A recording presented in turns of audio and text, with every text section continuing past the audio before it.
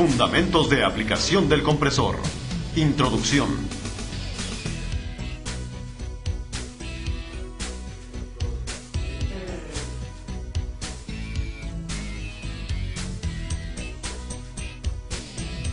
El usuario final necesita dos cosas importantes para su sistema de refrigeración o aire acondicionado. El sistema debe tener capacidad suficiente para realizar el trabajo y debe operar con el menor costo de operación posible. Es el compresor lo que utiliza la mayoría de la energía. El fabricante de compresores se esfuerza continuamente para brindar un diseño que proporcione la máxima capacidad con el mínimo de entrada de energía.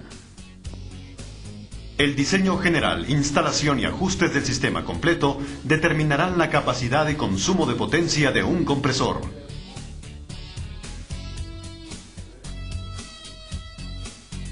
El compresor trabaja en un sistema dinámico donde las temperaturas y las presiones cambian constantemente. El calor, absorbido por el evaporador, hace hervir al refrigerante en proporción con la carga térmica. Como veremos, los cambios resultantes en presión de succión tendrán el mayor efecto en la eficiencia y capacidad del compresor. El gas a alta presión, después de ser comprimido por el compresor, es convertido en líquido en el condensador. En todos los sistemas, menos en el de tubos capilares, el refrigerante líquido generalmente fluye dentro de un recibidor donde es almacenado para ser utilizado por el evaporador. Pasando a través de una línea de líquido, el refrigerante entra a un dispositivo de control del refrigerante. Si el dispositivo de control es una válvula de expansión termostática, la válvula mide el refrigerante del evaporador para satisfacer las demandas de la carga. La cantidad de refrigerante que fluye adentro del evaporador se mide en libras por minuto. Cada libra puede absorber una cantidad específica de calor dependiendo de la diferencia de temperatura y presión entre la línea de líquido y el evaporador. Después de la conversión a gas en el evaporador, el flujo de succión es medido en pies cúbicos de gas por minuto. Es el flujo en la succión lo que es más crítico en el funcionamiento del compresor, en pies cúbicos de gas por minuto. En un sistema correctamente diseñado, el condensador tiene el tamaño correcto y el medio de enfriamiento del condensador es constante en cantidad y temperatura. La válvula mide el refrigerante en cantidad para igualar la carga. El evaporador tiene el área superficial y el volumen correctos. El compresor tiene la capacidad requerida y toda la tubería y válvulas son del tamaño correcto. Un sistema, construido apropiadamente, se estabiliza a un nivel consistente de temperaturas y presiones cuando opera en condiciones de carga de diseño estable. Cuando el sistema se estabiliza, se dice que el sistema está balanceado. La condición de carga de diseño es la condición de carga normal que se espera que el sistema maneje. Sin embargo, conforme la carga y el ambiente cambian de la condición de diseño, todos los componentes deben tener la capacidad de manejar las nuevas condiciones y mantener la estabilidad y el desempeño del sistema. Si todos los componentes tienen cierta latitud en diseño para permitir estos cambios, el sistema funciona bien. Pero si se exceden las limitaciones de diseño de cualquiera de los componentes, el compresor se verá afectado y puede reaccionar fuera de su propia capacidad de diseño. La inundación de líquido hacia el compresor, por ejemplo, debida a una pérdida de flujo de aire del evaporador, puede causar una pérdida total de un compresor. Estas relaciones entre las condiciones del sistema y sus efectos en el desempeño del compresor son lo que importa a Copeland. Estas relaciones son tan importantes para el técnico de campo como para el diseñador de sistemas. En el compresor, estas relaciones se reflejan como dos relaciones muy importantes de las condiciones de operación: eficiencia volumétrica y relación de compresión.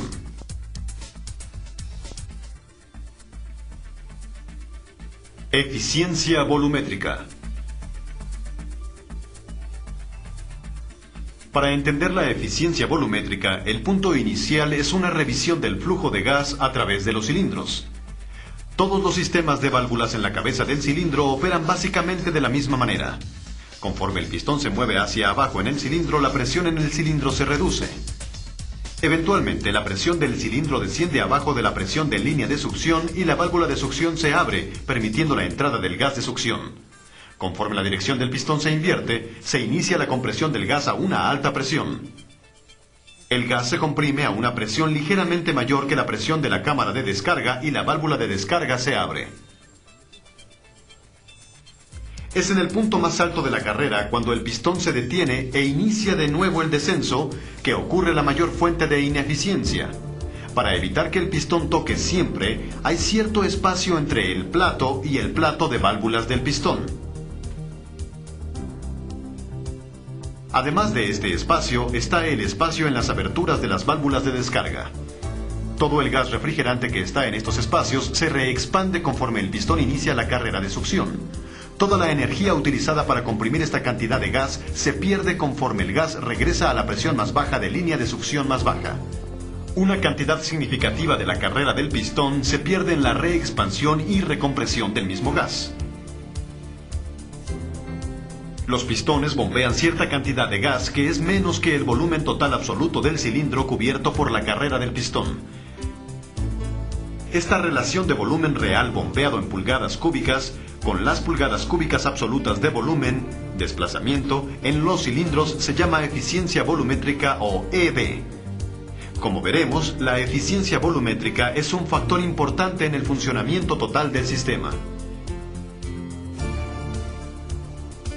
Relación de compresión.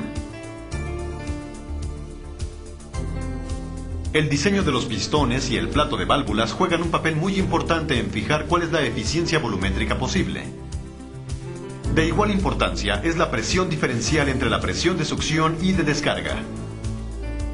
Mientras mayor es esta presión diferencial, menor es la eficiencia volumétrica.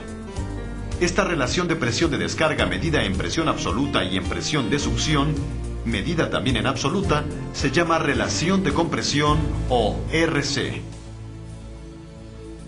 Una gráfica típica de compresor para el efecto de la relación de compresión en eficiencia volumétrica mostraría la necesidad tan importante de mantener baja la RC para mantener alta la eficiencia.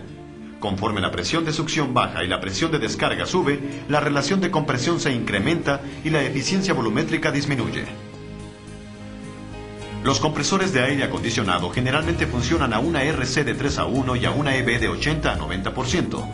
Los compresores de refrigeración pueden funcionar a una RC de 12:1 y a una EB de 50 a 60%.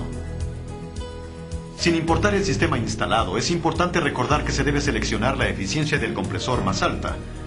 Evaporadores, condensadores y tubería deben seleccionarse para que las relaciones de compresión sean lo más pequeñas posibles.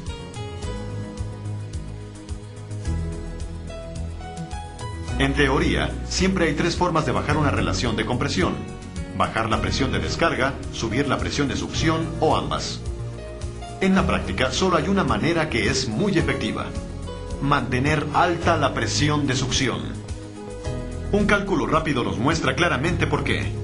Usando 185 psig de descarga y menos 5 psig de succión, resulta en una relación de compresión de 20:1. Las 15 pSIA se añaden a las lecturas del manómetro para obtener la presión absoluta, cambiando la presión de succión solo 10 libras sobre pulgadas cuadradas, incrementándola a 5 libras sobre pulgadas cuadradas manométricas o 20 libras sobre pulgadas cuadradas absoluta, hace que la relación de compresión se convierta en aceptable, 10:1. Esto es la mitad de lo que había antes de subir la succión. Para obtener esta misma relación de compresión bajando la presión de descarga, se requeriría reducir la presión de descarga a 85 libras sobre pulgadas cuadradas, algo casi imposible. Estas cifras deben ser evidencia convincente de que el control de la presión de succión es mucho más importante que la presión de descarga para lograr una alta eficiencia del compresor y un costo mínimo de operación.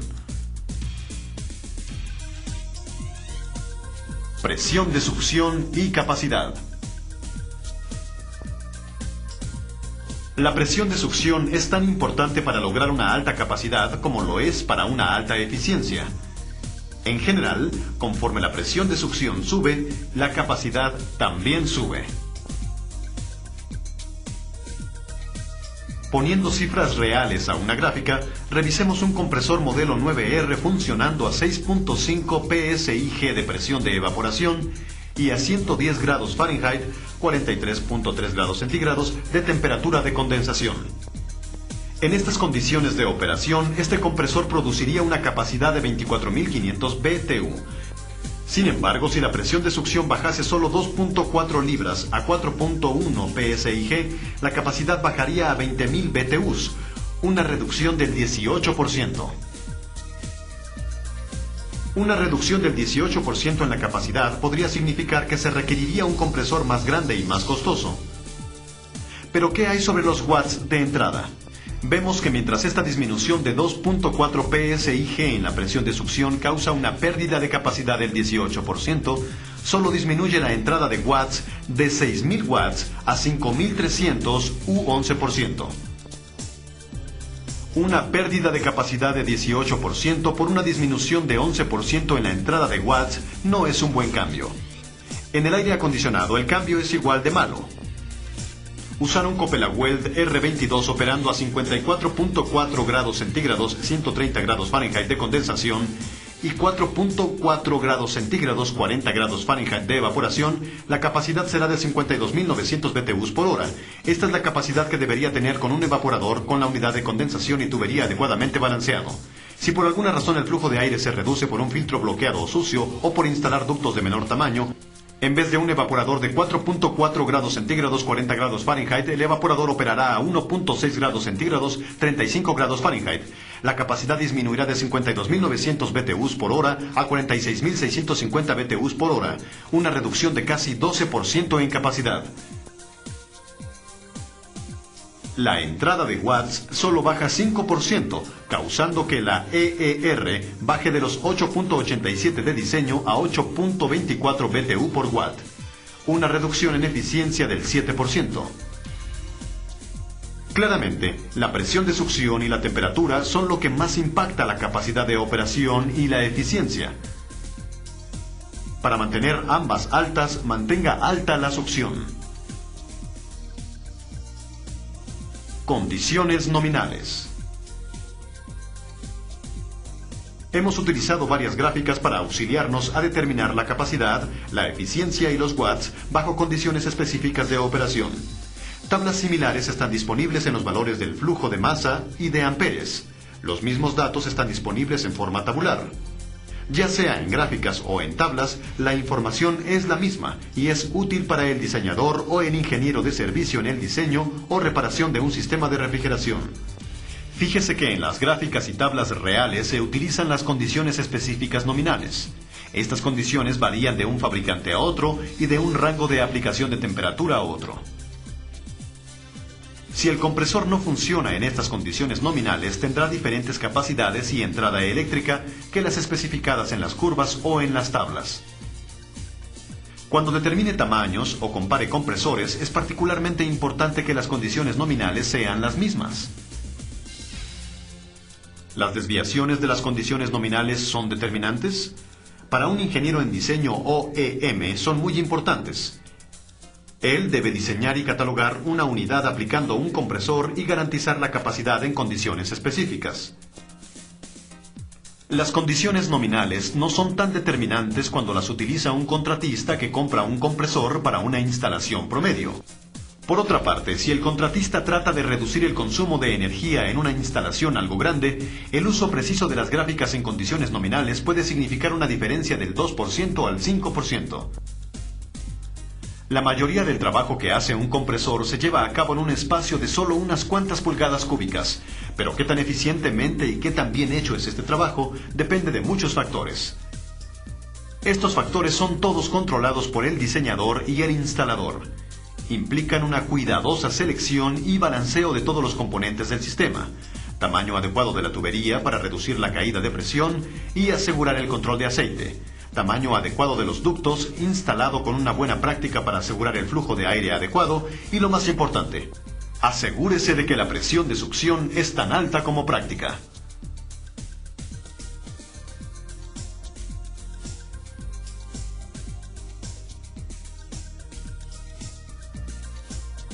Esta fue una presentación de Corporación Copeland. Derechos reservados, Corporación Copeland.